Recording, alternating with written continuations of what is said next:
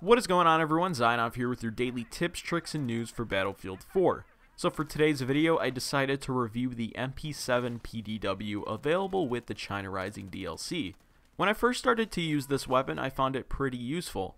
With the right attachments, this weapon can do some serious damage when used in close to medium ranges. It's a very easy to use weapon, especially for beginning players. Now, to unlock the MP7, you have to complete the Make a Dent assignment. To unlock this assignment, you have to be at least level 10 and own the China Rising DLC. Now, to complete the assignment, you have to destroy an air vehicle with a portable AA. Now, the portable AA is not a vehicle. It is actually a lock-on launcher, such as the Stinger, Igla, etc. Now, the second part of this assignment requires you to receive 3 anti-vehicle ribbons. To get these, simply destroy a set number of vehicles. It is not that hard to do, just go tank hunting and you will have it in no time. Now, once again, I apologize for not having the stats available. Simthic still has not released the official China Rising DLC weapon stats. Once they do, I'll add a link to the MP7 stats in the description. Now, instead of guessing the stats, I'm going to base them off of Battlefield 3 because DICE does not usually change weapon stats around a whole lot. I know for a fact that the rate of fire is a super fast 950 rounds per minute. This is very comparable to the FAMAS and is really expected from PDWs. Higher rate of fire weapons tend to have lower damage models to balance out the weapon. Now basically you're taking a higher rate of fire for a lower damage output.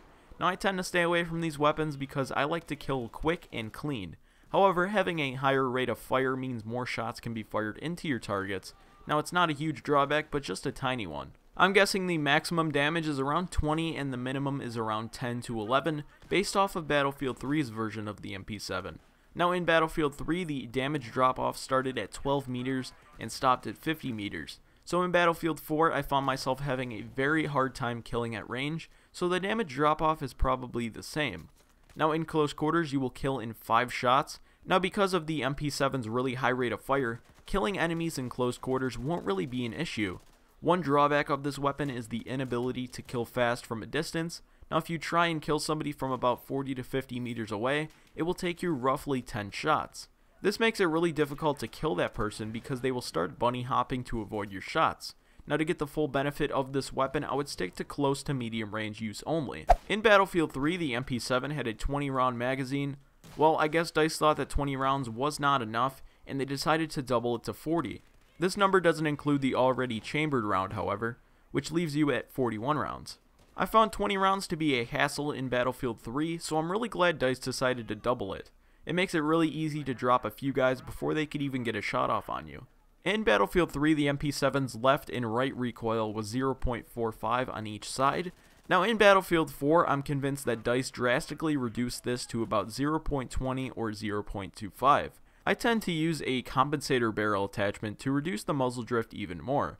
I have to say it really does help. I feel that the MP7 has another drawback when it comes to reloading.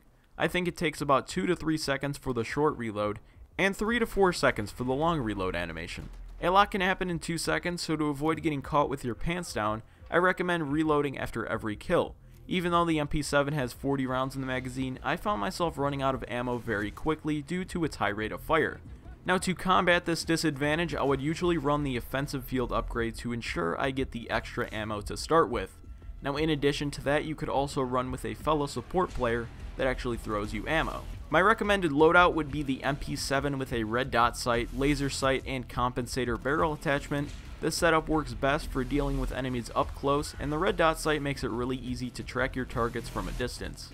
I recommend the MP7 to anyone who likes to be up close and personal with their enemies. You don't even need to aim down sights with this weapon. Now that is about it for my review of the MP7 PDW. If you have any questions, feel free to leave them in the comments section down below. Thanks for all of your support lately, everyone. I have almost 3.5k at the time I'm making this video. I welcome all of Hike's friends to my channel as well. I hope you enjoy all of my future content. I want to thank you for watching, but until next time, this is Zainov, and I'll see you in the next video.